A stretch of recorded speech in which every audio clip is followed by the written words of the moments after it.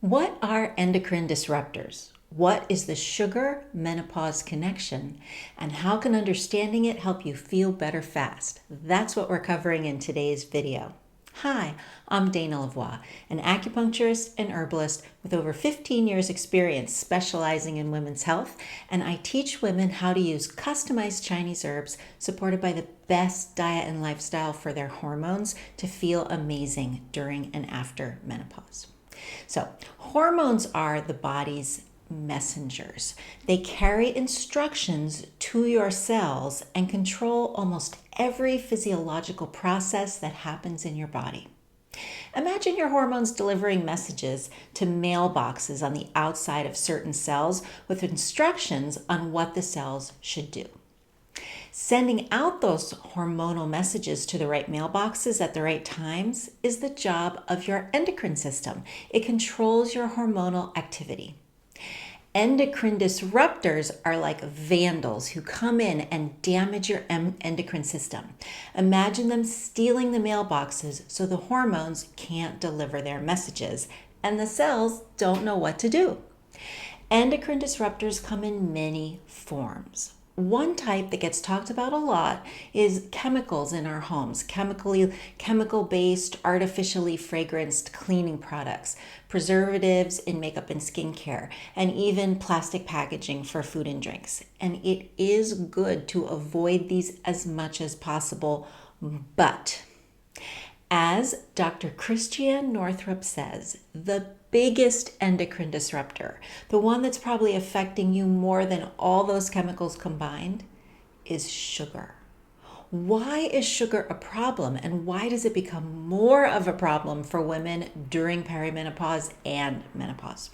Well, because sugar can directly decrease the good estrogen in your body. It can be a major factor in difficulty losing weight, difficulty sleeping, fatigue, irritability, brain fog, and depression. Is this sounding familiar if you're in perimenopause or menopause? Here's how it works. Too much sugar in the bloodstream causes the body to turn your own good estrogens, like estradiol, into another hormone, a catechol-estrogen, which is actually a type of stress hormone. So what it means is it robs your body of good estrogens. Too much sugar can also lead to insulin resistance, and insulin resistance happens even more easily once we hit perimenopause. Now, insulin resistance can lead to hormonal imbalances with symptoms like sleep disorders, fatigue, trouble concentrating, feeling moody and irritable and depressed. Again, sounds familiar, right? Insulin resistance can also make it incredibly hard to burn stored fat. So if you're exercising or dieting like crazy and not losing a pound, likely this is one of the reasons why. And guess what? Insulin resistance is like another hormone disruptor. It's like those mailboxes are not working.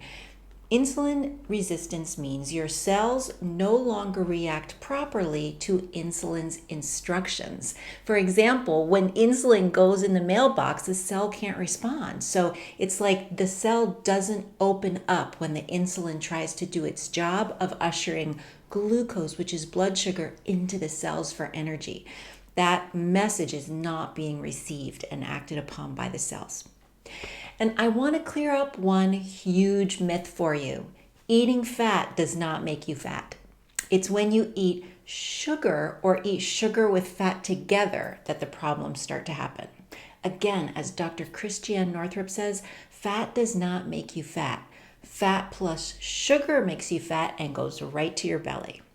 We've been lowering the fat in food in recent years, and people have gotten fatter and fatter, and it's true.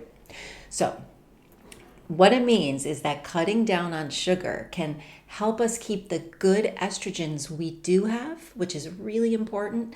It can reduce stress hormone levels. It can reduce insulin resistance to help relieve insomnia, fatigue, brain fog, moodiness, irritability, and depression, and improve our metabolism to make it much easier to lose weight. So lots of reasons to cut down on sugar. But let's be real here. cutting down on sugar can be really hard because it makes us feel better.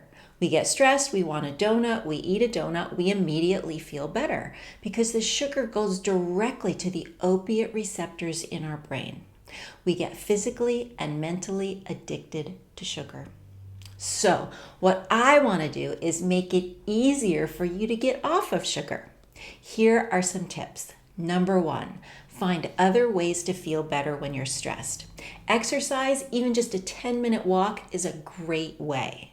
So find healthy, sugar-free ways to satisfy your sweet cravings, because those sweet cravings are real for sure. But chocolate, even without the sugar, can make you feel better. But be sure to use only healthy alternative sweeteners like stevia, monk fruit, or for a lot of women, erythritol works as well. And number 3, try to include lots of healthy fats in your diet and in your healthy sweets. Eating enough of the right kinds of healthy fats is important, and it's more fat than you might think. Dr. Northrup again says women are starved for healthy fat, right? The fat is not what makes you fat. In fact, eating enough fat can decrease sugar cravings. There's like a direct relationship there for a lot of women, okay? So the fat is really going to help.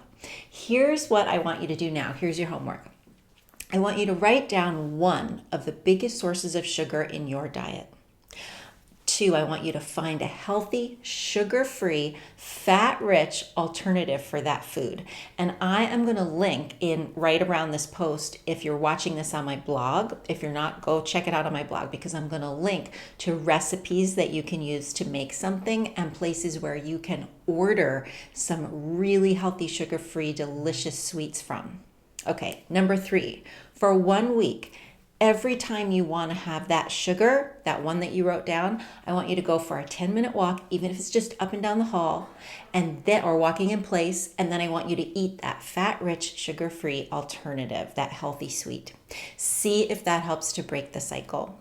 And as a bonus, if you want to get into this even more, know your numbers. You can get tested to find out if you're experiencing insulin resistance way before you show positive on a lab test for diabetes. And in the blog post, I'm linking to an article that tells you exactly how to do that. I'm Dana Lavoie, an acupuncturist and herbalist with over 15 years experience specializing in women's health, and helping my clients to get away from eating sugar is definitely one of the ways that I can help them to balance their hormones naturally. And it's not just because it's important, it's not just because it works, it's because I can show you practical techniques that work for real women in real life. And I know this from personal experience because I have a real sweet tooth myself, and figuring out how to be healthy and satisfied and not have cravings and just not even miss the sugar has totally changed my life. And I'm really excited to share that information with you. So go ahead, if you have questions, leave them in the comments below. Check out this video on my blog. Download one of my free guides to get started with balancing your hormones naturally at home, and just send me a message if you have any questions. Thanks so much for watching. Have a great rest of your day.